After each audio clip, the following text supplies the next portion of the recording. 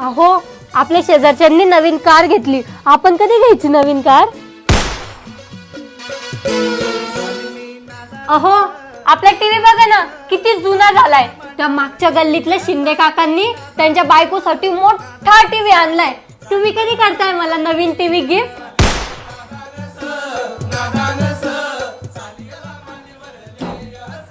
तुम्हाला नुसतं खायचं प्यायचं हागायचं एवढंच काम आहे. ते शेजारच्या भैयानी बघा त्याच्या बायकोसाठी सोन्याचा हार केला.